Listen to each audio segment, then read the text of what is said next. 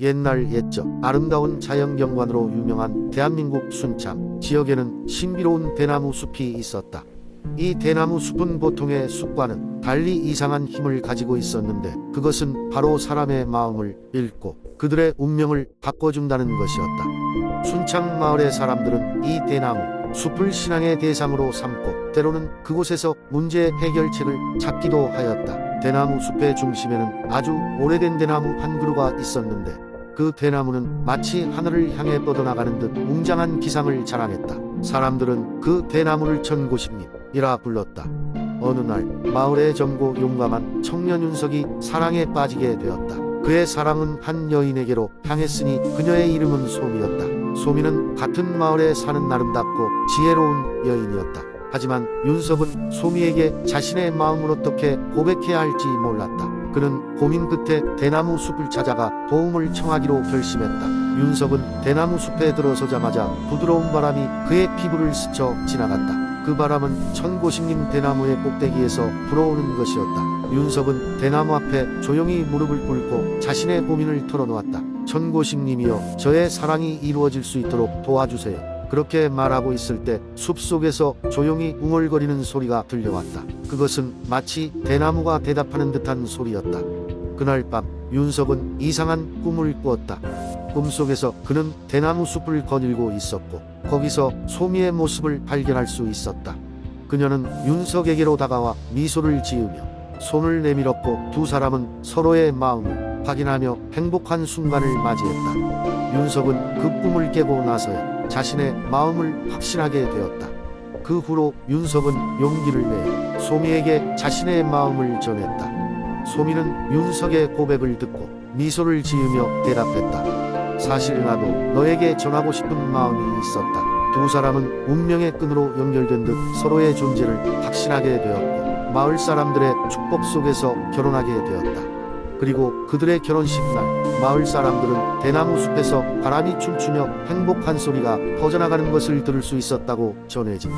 그리하여 순창의 대나무 숲은 또 하나의 아름다운 전설을 더하게 되었다. 두 번째 이야기. 옛날 옛적에 울진이라는 아름다운 해안 도시에는 푸른 바다와 끝없이 펼쳐진 들판이 있었다. 이곳에는 가끔 신비로운 생명체가 나타난다는 전설이 있어 사람들의 호기심을 자극하곤 했다. 울진의 어부들은 바다가 내려다 보이는 큰 절벽 위에 서서 때때로 파도 위로 높게 솟구치는 거대한 물줄기를 목격하곤 했다. 그것은 마치 하늘로 솟구치는 용의 형상이었다. 사람들은 이 신비로운 현상을 용의 춤이라고 불렀다. 전설에 따르면 이 용은 바다를 지키는 수호신으로 울진 사람들에게 풍요와 안녕을 선사한다고 했다. 하지만 이 용은 매우 까다로워서 그를 보지 않으려고 할 때에만 행복을 가져다 준다고 했다. 그래서 마을 사람들은 바닷가에 갈 때마다 절대 뒤를 돌아보지 않고 앞으로만 걸었다. 어느 날 울진에 똑똑한 소년 한 명이 있었다. 그의 이름은 지훈이었다. 지훈은 전설의 진짜 의미를 알고 싶어 했다. 그는 용이 실제로 존재하는지 확인하고 싶었다. 그래서 그는 따로 바닷가로 나가는 길을 찾아서 남몰래 용을 조사하기로 했다. 어느 늦은 밤 달이 밝게 빛나는 시간에 지훈은 살금살금 가족들의 시선을 피해 집을 나왔다. 그는 조용히 바닷가로 향했다. 바람은 부드럽게 불어왔고 물결은 은빛 달빛을 받아 반짝였다. 지훈은 절벽 아래로 내려가 조심스럽게 풍경을 살폈다. 그 순간 파도가 커다란 소리를 내며 부르짖더니 바다의 한 부분이 갑자기 거대한 용의 얼굴로 변했다. 용은 잔잔한 미소를 띠고 있었지만 동시에 위험이 넘쳤다. 지훈은 놀랐지만 두려움을 이겨내고 용에게 말을 걸었다. 안녕하세요, 바다의 용님. 저는 울진에 살고 있는 지훈이라고 합니다. 혹시 저희 마을에 평화와 행복을 주시는 그 용님이신가요? 용은 조용히 끄덕이며 말했다. 너의 용기에 감탄하도다, 어린 소년이여. 나는 이 바다의 수호자이며 너희 마을에 은혜를 베풀고 있노라. 그러나 사람이 나의 존재를 드러내지 않았기에 너희는 나의 모습을 볼 기회가 없었을 것이야. 지훈은 이 기회를 놓치지 않고 용에게 마을에 더 도움을 줄 방법이 없는지 물었다. 용은 다시 미소 지으며 답했다. 인간은 결코 혼자서는 모든 것을 이룰 수 없느니라. 너희 마을 사람들이 함께 협력하고 서로를 돕는다면 나도 너희의 꿈을 돕게 되리라. 지훈은 집으로 돌아가서 그날 밤에 이야기를 다른 사람들에게 전했다. 처음에는 사람들도 믿지 않았지만 점차 그의 말이 정겨운 마음을 자극하여 서로 돕고 사랑하는 것을 마음에 새기게 되었다. 그로부터 울진 사람들은 어려운 시기에도 서로 돕고 화합하며 의지하게 되었고 마을은 더욱 번영하고 평화롭게 되었다. 오늘날에도 울진의 주민들은 바다를 보며 그들의 수호신인 용의 존재를 믿고 함께하는 힘을 소중히 여기고 있다. 언제나 조용히 바다를 지켜보는 용은 여전히 울진의 파도 위에 살아 있는 전설로 남아있는 것이다. 세 번째 이야기. 옛날 옛적 한국의 아름다운 김천 지역에는 높은 산과 맑은 강물이 흐르는 평화로운 마을이 있었습니다. 이 마을은 사계절마다 색다른 매력을 자랑했는데 봄에는 벚꽃이 흐드러지게 피어나고 여름에는 산이 푸르게 우거져 하늘과 맞닿아 있었습니다. 가을에는 단풍이 온 산을 물들였고 겨울이면 눈꽃이 내려앉아 동화 속 세상을 만들어냈습니다. 마을 사람들은 대대로 자연과 함께 조화를 이루며 살아갔습니다. 그 중에서도 특히 산 너머에 있는 작은 호수를 신성시했는데 그곳은 마을의 영혼이 있듯 신비한 장소로 전해졌습니다. 사람들은 정기적으로 호수를 찾았고 그곳에서 기도를 드리며 자연의 은혜에 감사했습니다. 하루는 마을에 새로운 가족이 이사 왔습니다. 서울에서 이주해온 가족은 마을의 아름다움에 반해 새로운 시작을 다짐했습니다. 그들의 막내딸인 지영이는 유난히 호수에 관심을 갖게 되었습니다. 지영이는 틈만 나면 호수에 가서 주변에 나무와 꽃 그리고 호수의 맑은 물을 보며 시간을 보내곤 했습니다. 어느 날 지영이는 호수 근처에서 길을 잃고 말았습니다. 당황하고 두려웠지만 어디선가 들려오는 맑고 고운 노랫소리에 이끌려 길을 찾기 시작했습니다. 노랫소리를 따라가다 보니 그녀는 놀랍게도 호수 가운데에 있는 작은 섬에 도착했습니다. 그곳에는 아름다운 요정들이 살고 있었습니다. 요정들은 지영이를 반갑게 맞아주었습니다. 그들은 이곳의 수호자들이며 오랜 세월 동안 호수를 지켜왔다고 했습니다. 요정들은 지영이에게 자신들의 이야기를 들려주며 호수의 신비로운 힘에 대해 설명해 주었습니다. 호수는 사람들에게 평화와 행복을 가져다주는 곳이었지만 그것을 유지하기 위해서는 자연과의 조화가 필요하다고 했습니다. 지영이는 요정들과의 만남을 통해 소중한 가르침을 얻게 되었습니다. 그녀는 마을로 돌아가 이야기를 전했으며 마을 사람들은 지영이의 경험을 통해 더욱 자연을 사랑하고 지키기 위해 노력했습니다.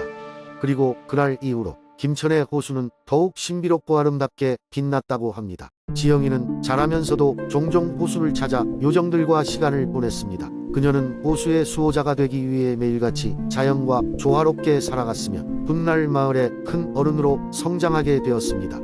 김천의 마을 사람들에게는 여전히 호수에 얽힌 이야기가 전해져 오고 있으며 그 이야기는 마을 아이들에게 꿈과 희망 그리고 자연의 소중함을 일깨워주는 귀중한 동화로 남아 있습니다. 네 번째 이야기. 아주 오래전 백제 시대 지금의 익산 지역에 커다란 왕국이 자리 잡고 있었습니다. 백제의 한 왕은 자신의 백성을 사랑하고 그들의 평화를 위해서라면 무엇이든 할 수 있는 지도자였어요.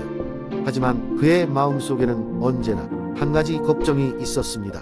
왕국의 북쪽 끝에 위치한 신비한 연못 때문이었습니다. 이 연못은 황금의 연못이라는 이름으로 알려져 있었는데 특이한 것은 물이 황금처럼 빛나요. 그 때문에 사람들은 이 연못에 특별한 마법이 깃들어 있다고 믿었습니다. 왕은 이 신비한 연못이 왕국에 미치는 영향이 두려워 매일 밤 그 연못에 무슨 일이 벌어지는지 꿈속에서 보려 했습니다. 하지만 매번 명확한 답은 얻지 못했죠.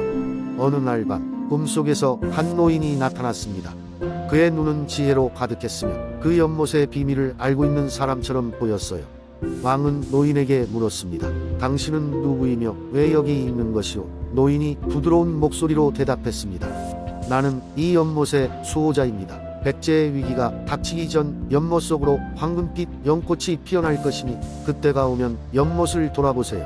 왕은 깨어난 후 이 꿈이 단순한 몽상이 아닐 것이라 생각했습니다. 그래서 매일같이 일찍 나가 연못을 둘러보며 화려한 황금빛 연꽃이 피어나는 것을 기다렸습니다. 시간이 흘러도 연못은 변함이 없어 보였고 왕의 초조함은 점점 커져갔습니다. 어느 날 왕국에 갑작스러운 전쟁의 위기가 닥쳐왔습니다. 외적의 침입으로 왕국은 큰 위기에 빠졌고 백성들은 두려움에 떨며 왕의 결단을 기다렸습니다. 그런 중에 왕은 다시 한번 연못을 방문하였고 마침내 연못 표면에 황금빛 연꽃이 수면에 떠오른 것을 보았습니다. 왕은 그것이 노인이 경고한 때임을 직감했습니다. 황금빛 청꽃이 피어난 날밤, 왕은 궁정에 마법사를 불러 연못으로 향했습니다. 마법사는 연못에 주술을 걸어 연못의 깊은 곳에 숨겨진 황금 보물이 드러나게 했습니다. 그 황금 덕분에 왕국은 충분한 자금을 마련하여 병력을 늘리고 외적의 침입을 물리칠 수 있었습니다. 백제의 사람들은 평화를 되찾았고 왕은 다시 한번 자신의 백성과 왕국을 지킬 수 있었습니다. 왕은 다시 꿈에서 노인을 만났습니다. 고맙소. 당신의 안내 덕분에 백제가 구원받았소. 그러자 노인은 부드럽게 웃으며 말했어요. 그대의 용기와 지혜가 이 모두를 가능케 했습니다. 언제든지 다시 연못이 빛날 때를 기다리세요. 그것은 왕국에 또 다른 위기가 다가왔다는 신호일 테니.